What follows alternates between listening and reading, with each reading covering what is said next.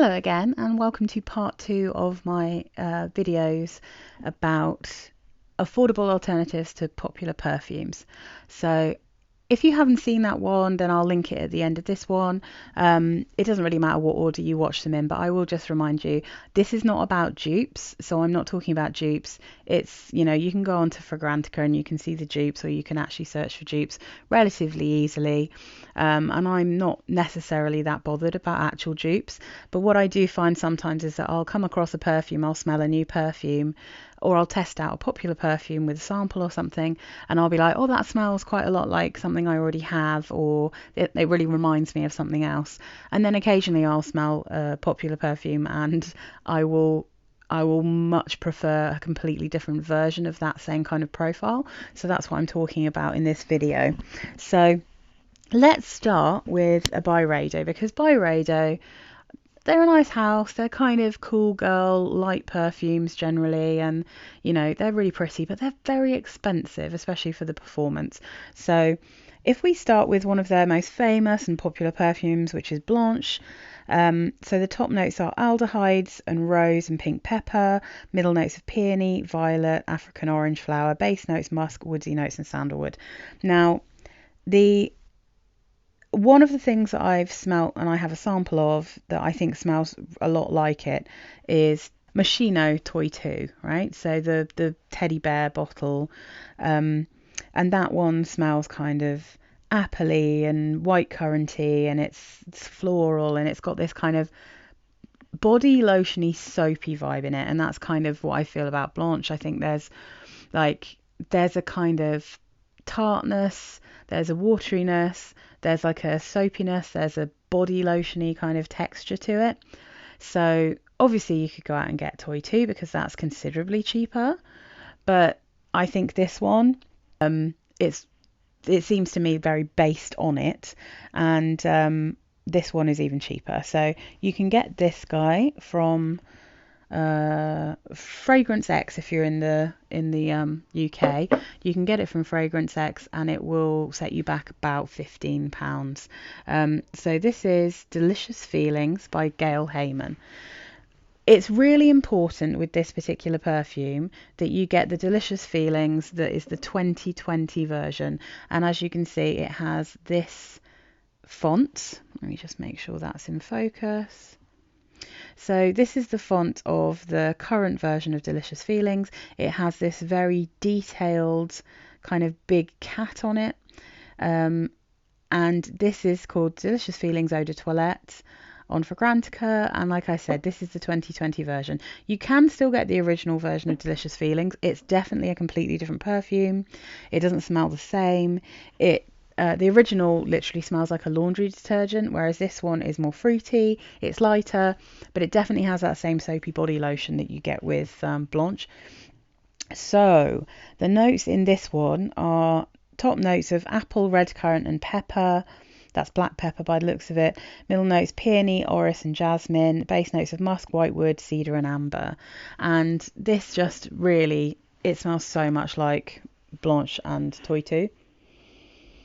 Yeah, I mean, the only sad thing about this particular perfume is that these lids smell foul, so I would highly advise, this is only on here because I will be passing this on because I don't really get on with body lotion style perfumes, but Delicious Feelings, this one, you'd want to take the lid off and just leave the lid off because the lid makes the sprayer smell like plastic.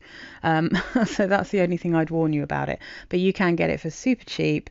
It lasts for a long time. This, if you wear it in hot weather, it's quite strong as well.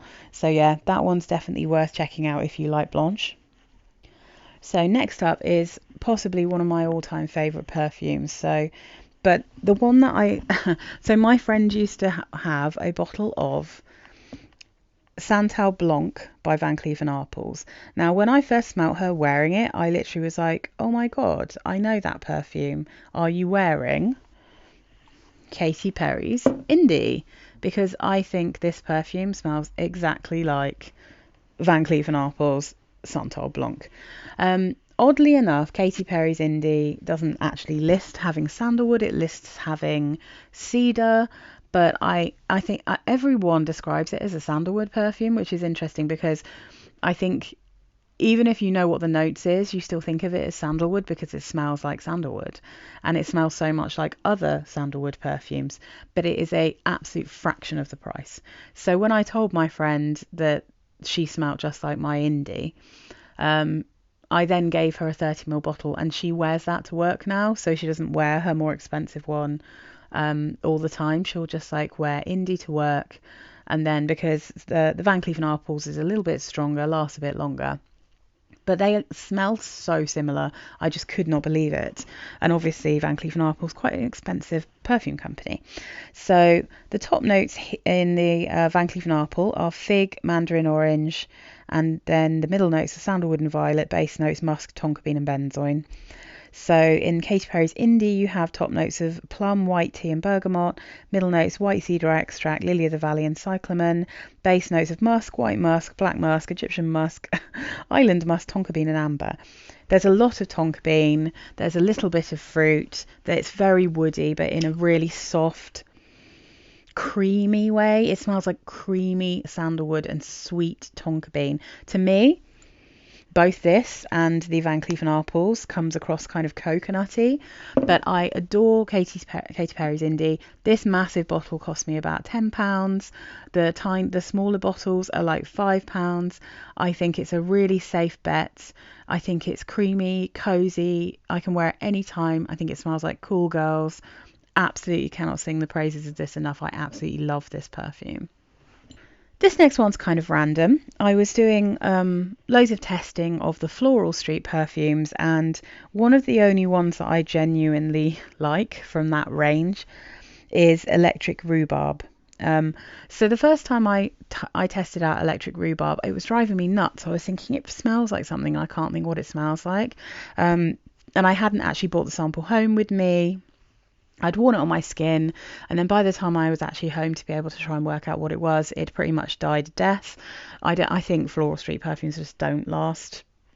They're generally all quite fleeting unless you go for the really dark ones like their Ylang Espresso, that kind of thing.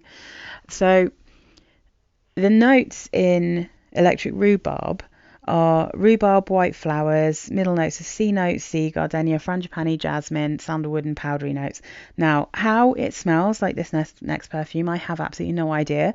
But I kept thinking about it, and I was like, I don't want to buy even like a pen spray because I know it smells like something I already have. So I went and I sprayed it on myself again, and I came straight home. And yeah, it just somehow smells like Hugo Boss, Hugo Woman. I don't know how it smells like this perfume. The notes could not be more different, but they definitely smell incredibly similar. And Hugo is like an older perfume. If you go to kind of the grey market, you can get this really affordably. I think this bottle probably cost me about £15-20 for this 30ml. I think these are really cute bottles as well. I think they're kind of cool. I also really love Hugo Woman Extreme. That's the one with the pink liquid, and that one smells similar to this, but it's more fruity basically, that, and slightly less vanillic. But they're very, very similar, and they have exactly the same profile, just kind of with the notes in sort of different, amped up in different places. So the notes listed for Hugo Woman, this is the Eau de Parfum, the modern version. So this is bosenberry, Italian mandarin and grass, middle notes of plum, black tea, jasmine and iris, base notes sandalwood, amber and cedar. It doesn't even list vanilla, but 100% there is vanilla in the base of this perfume. There's absolutely no getting around that. And yeah, they're a similar level of sweetness. They just smell really similar somehow. So I highly recommend, rather than splashing out on Floral Street because they're quite expensive and have terrible performance, Hugo Woman is a much more affordable version of that same kind of scent. So this next one might seem a little bit random, but yeah. So I got a sample of Libre Le Parfum. So I was more interested in that than the other Libres. I've smelt the other Libres. I have a little tiny Libre dupe of the original Libre. I also have a Antonio Banderas perfume called the icon for women, and that is definitely a dupe, a more fruity dupe because there's pear in it, but a dupe of the Libre profile. So I have both of those, but I'm not crazy mad for Libre. Reason being, I'm not a mad fan of Orange Blossom, generally speaking. If it's too floral, if it's too strong. And in Libre, I do find that profile to be quite mature, very, very strong, sometimes a bit cloying and overpowering. But I was really interested to smell Le Parfum because there is the ginger and the honey in that one. And I do like the vanilla, I like the spices, I like the sweetness, and I like the lavender. But I found that one to be a bit overpowering. Again, it smells a bit mature. I think the orange blossom in it is too strong for me, but there are lots of things about it that I appreciate, and I do kind of appreciate the general aroma of Libre. And then I got this one. I got this for £20 from Amazon, I think. This is Liz Claiborne Mambo. It's so tall that it's getting its lid cut off, but this is Mambo. So Mambo doesn't smell exactly like Libre, but it really reminds me of the Libre profile. And when I read the notes, you'll probably recognise why. So the top notes are mango, mandarin orange, ylang ylang. The middle notes are orange blossom, ginger and hibiscus. Base notes are sandalwood, musk and vanilla. Now, there's definitely noticeable sandalwood, musk and vanilla going on here. The orange blossom to me is by far the strongest floral. And then the mandarin and the mango gives it this lovely fruitiness, but then you've got this delicious ginger running through it. So it's almost, if you can imagine, Libre Le Parfum as a summer eau de toilette version. That's kind of the vibe that Mambo gives me. And I think it's a really wearable version of the Libre general aroma without the lavender. So if you don't like the lavender in Libre, which I know a lot of people don't, but you like the vanilla, you like the orange blossom, you like the kind of fruitiness, you like the general vibe of it, and you like the kind of quite grown-up boss lady smell of it, then maybe give Mambo a try, because Mambo has definitely got a slightly youthful vibe, but I think it's too floral to smell too young, if you see what I mean. It's got like a fun, slightly summery scent to it because it's got that lovely mango, but because it's got such a kind of orange blossom smell to it, and it's got that same soapy vibe that the original Libre has, I really think that this is quite a grown-up smelling fruity perfume. So I really rate Mambo. My husband really likes this one as well. So, and he wasn't keen on Libre because he did think it was too mature smelling. So this is just kind of an easier way of wearing that general profile. So I wanted to shout it out because it's such a steal. So next up, let's talk about C by Giorgio Armani. Now, I'm not a particular fan of C, or any of the C's, to be honest. There's something about them that just doesn't quite work for me. They're a little bit too sharp in their fruitiness, and I think possibly, I mean, let's be real. When I'm looking at the notes of the original C, it has ambroxan in, and ambroxan always smells sharp to me, so I don't get on with it. But I got a little pen spray of something, and I was like, oh, this smells like C. So I thought I'd shout it out here. Now, C has notes of cassis, may rose, freesia, vanilla, patchouli, woody notes, and ambroxan. So it has got quite different notes to this, but it really reminds me of it. Again, I find C to be quite a mature scent, and I feel the same about this. This is Elizabeth Arden Always Red, and Always Red is a bargainous perfume. You can get this again for maybe like £10-20, quite cheap in the UK. So the top notes here are plum, blood orange and passion fruit. The middle notes are rose, jasmine, sambac and pink freesia. Base notes praline, red amber and mahogany. So it has that same kind of, it's sweet, but it's got a kind of real strong tart fruit. The florals in it make it smell quite perfumey, and I'm surprised that there isn't any patchouli listed for this, because I feel like it does have a bit of a patchouli scent to it.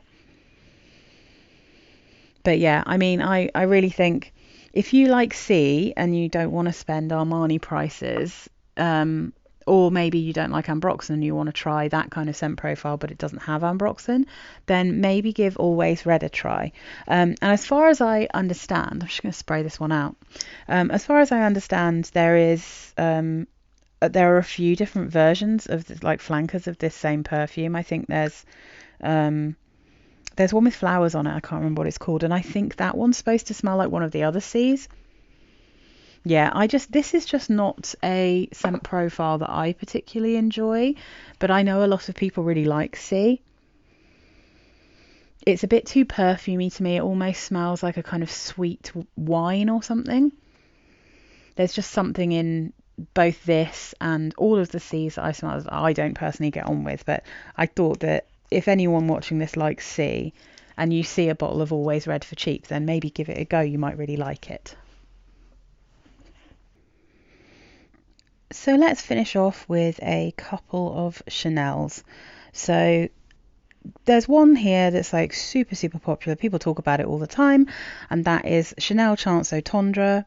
So Chanel Chance Au Tendre also shares a very similar DNA, I'd say, with Marc Jacobs Daisy. Both really popular perfumes. The Marc Jacobs one is like surprisingly expensive. I think his perfumes are way overpriced. Chanel obviously is priced in the same way that Chanel perfumes tend to be. But the Chanel Chance Au Tendre is quince and grapefruit, hyacinth, jasmine, musk, iris, Virginia cedar and amber. Now I have a little tiny perfume that cost me literally, I think, $6.99 for a 30ml bottle that I think is very much in that same profile. Let's have a whiff. Yeah, totally is. It's really very similar to Chance Au Tendre, and it's also quite similar to Daisy. Has that same profile, but as I said, very cheap. And it is Stash Privé from Sarah Jessica Parker.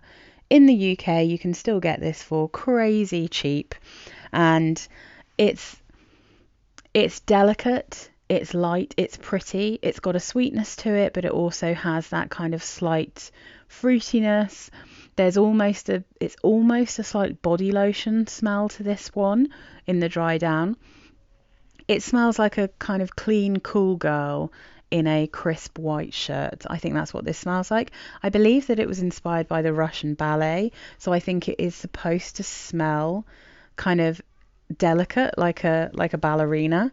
Not the I mean, the thing is, ballerinas, they're incredibly strong and athletic, but obviously the movements and just the look of ballet is delicate, pretty, beautiful. They look light on their feet, and I totally can see that with this, but it to me smells very much like Chance Au Tendre, and it is a tender fragrance. So the notes here are quince, grapefruit and pink pepper in the top, sage and Tunisian orange blossom in the mid, and then the base notes are birch, musk and Haitian vetiver. I think it's a really easy wear. I think you can wear it any time of year. I think it's a really good cheap alternative to something like Daisy or Chance Au Tendre. And then this is one that is a bit more random, and I don't know if you can get it in the US, so I'm sorry to anyone who lives outside the UK if you can't find this, but you can still get this in the UK for super cheap, what I'm about to talk about now.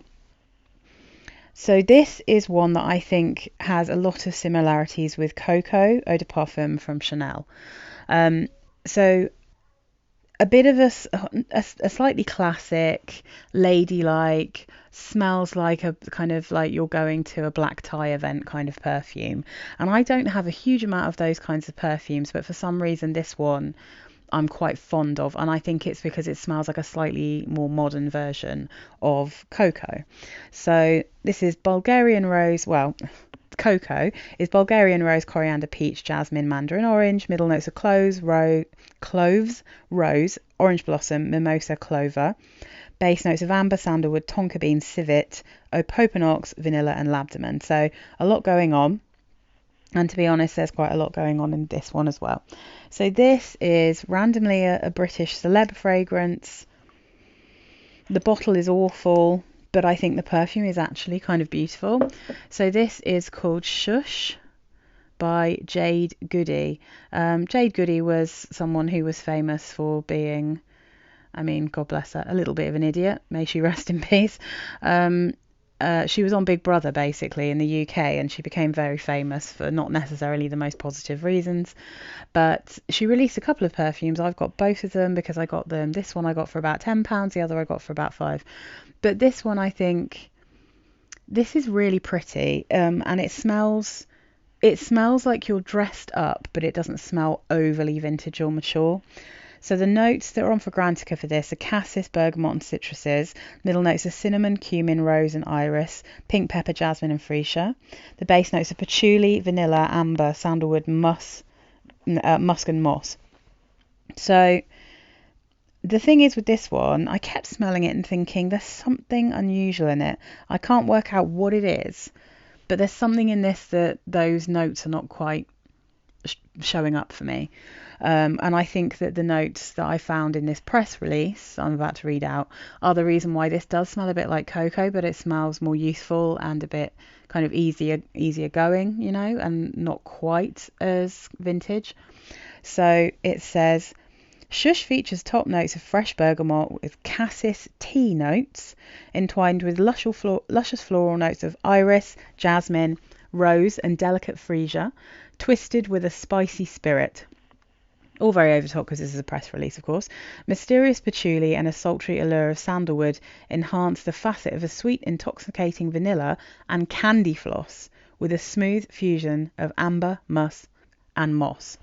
So it's the tea, it's the cassis tea and the candy floss that are taking this into kind of a sweeter, easier to wear, lighter, more youthful, although still grown up version of that kind of cocoa scent.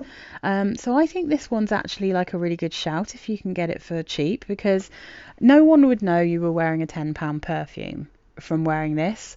I think it's like, I was really surprised when I smelt it. I saw someone else reviewing this on YouTube because it was one of his favourite scents, and I totally get it. As soon as I smelt it, I was like, I can see why he talks about this, because it's definitely ouch 110 by the way. It's definitely a much more interesting, pretty, mature, grown up and like expensive smelling perfume than you would expect from this hideous bottle and for a £10 perfume. So yeah, that's where I'm going to end it. I hope that some of these were interesting to you guys, and let me know if you've got any of these. Let me know if you've got any other good alternatives or bargains. Like, have a chat down in my comment section. So thanks very much guys, I'll see you soon. Bye.